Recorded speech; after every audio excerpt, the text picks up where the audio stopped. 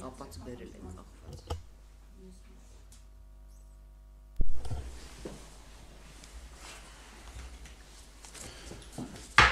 Շնորհակալություն հրավերի համար, այս թեմայի քննարկմանը մասնակից լինելու համար, քրեակատարողական ծառայությունը եւս կարևորում է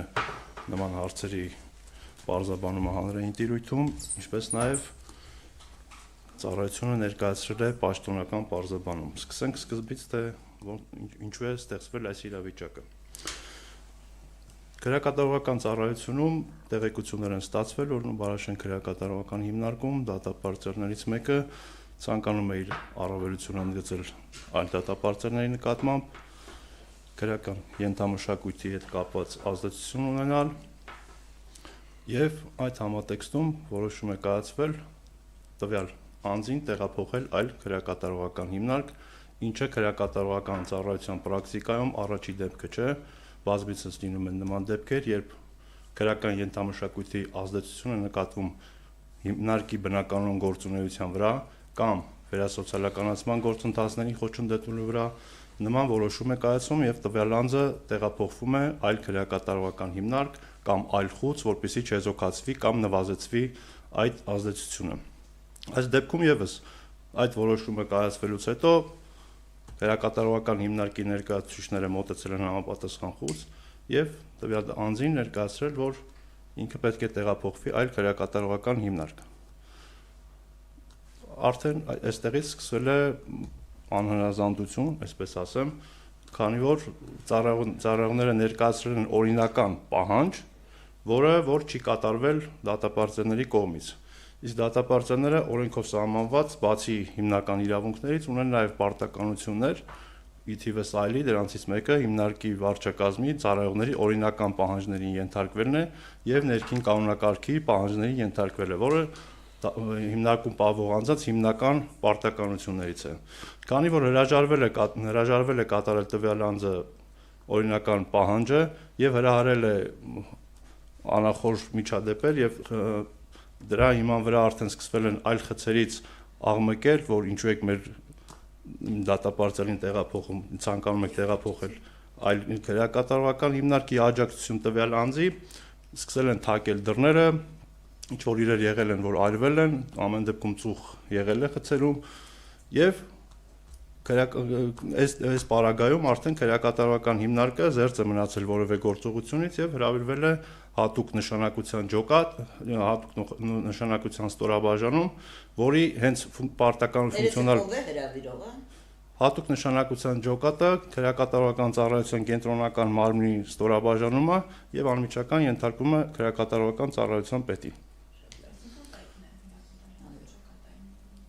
Կամ պետն է հրավիրում կամ պետին փոխարինող անձը տվյալ բանին, ով որ պարտականությունները կատարում է։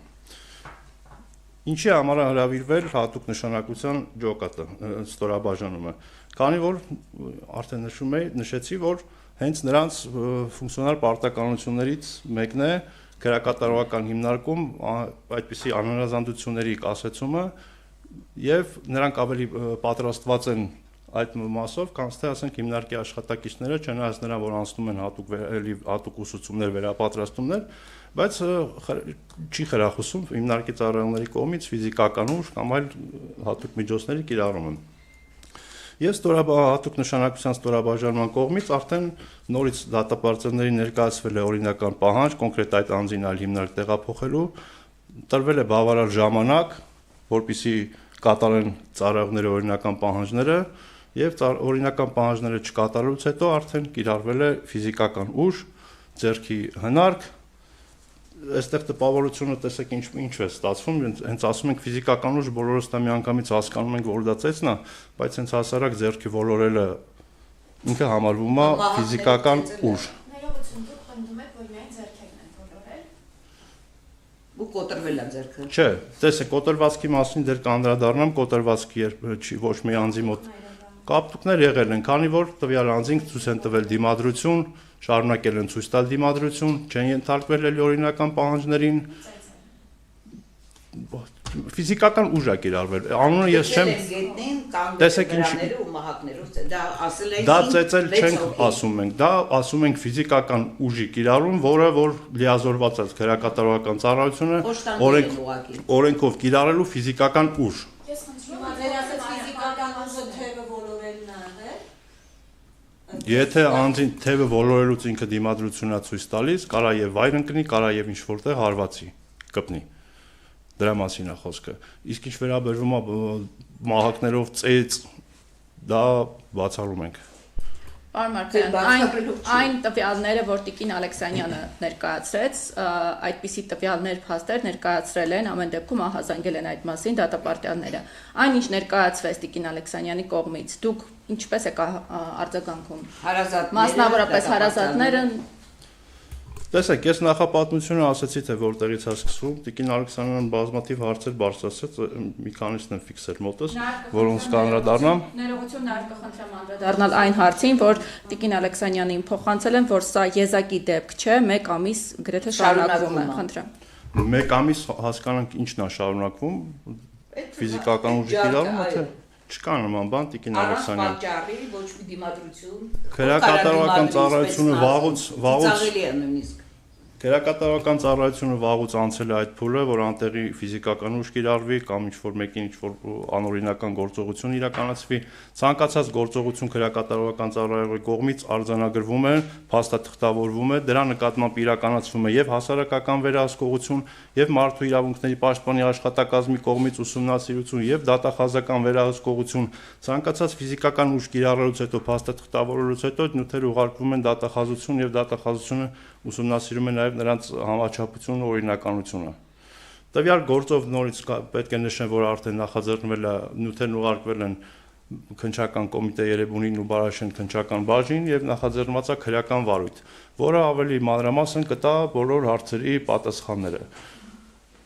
Եթե կլինեն կարձանավարույթի շրջանակներում ուսումնասիրությունը իրականացվում են, եթե ծառայողական քննության անհրաժեշտություն եղավ, կնշանակվի նաև ծառայողական քննություն։ Եթե պարզվեց, որ քրեակատարողական ծառայողները ֆիզիկական ուժը գործադրել են, կիրառել են իրենց լիազորությունները անցնելով, դրան եւս համապատասխան իրավական գնահատական կտրվի։ Տիկին Խաչյան, կխնդրեմ նաև ձեր ուզում եք լրացում անել։ Ես ուղղակի գիտեք ինչ եմ ուզում ասել, պարոն Մարգարյան։ Ես ուզում եմ, որ բոլորս միասին վերջ տանք այդ ամեն ինչին։ Ես մեծ հարգանքով եմ վերաբերում բոլորին, եւ ծառայության աշխատակիցներին, եւ ես երբեք ոչ մի, բայց սրանք բաներ են, որ մենք բոլորս համատեղ պետք է աշխատենք, եւ ոչ թե ասենք դիմադրություն են ցույց տվել, սպեցնազինով կարա, այսինքն այդ տեսակ մարդ, ինչի պետք է ես կասկածի տակ դնեմ դատապարտյալների, միայն ձեզ հավատանք ու միշտ այդպես է լինում, ամեն ինչ ժխտում են, դու զանգում ես մի բան ես ասում,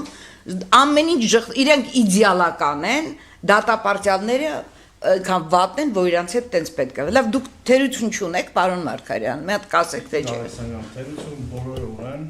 այստեղ թերություն ունենալ կամ չունենալու հարցը չի։ Ձեր ծառայությունը նկատի ունեն։ Ծառայության մասին եմ ասում, ծառայություններ են առաջանում խնդիրներ, որոնց սահմանված կարգով ժամկետներում տրվում է համապատասխան ընթացք եւ բոլոր քրեակատարողական ծառայողները իրենց գործունեությունը իրականացնում են սահմանադրությանը կամ օրենքներին համապատասխան։ Դրանից դուրս որևէ գործողություն արդեն ստանում է իրավական համապատասխան գնահատական։ Խնդրեմ հարց։ Էլի պարոն Մարգարյան, ստացվում է դուք իրավաչափ եք համարում տեղի ունեցածը, հատուկ ջոկատայինների գործողությունները։ Ամբողջությամբ իրավաչափության վերաբերյալ արդեն նշեցի ուսումնասիրությունների արդյունքներում, եթե կպարզվի, որ ֆիզիկական ուժ կիրառելուց վերազանցել են իրենց լիազորությունները, կտրվի գնահատական։ Իսկ եթե չպարզվի, այս պահի արձանագրած փաստաթղթերով, ինչը որ արձանագրվել է դեպքից հետո, որևէ խախտում կամ հակաօրինական որևէ գործողություն չենք ֆիքսել։ Ինչպես է պարզվելու, այսինքն Քննությունը։ Քննությամբ է պարզվելու, արդեն նշեցի, որ նաև վարույթ է նախաձեռնվել դեպքի կապակցությամբ քննչական կոմիտեում։ Հոդվածը վարույթն իրականացնող մարմինը երևի թե կասի, մենք նյութերն ենք ուղարկել։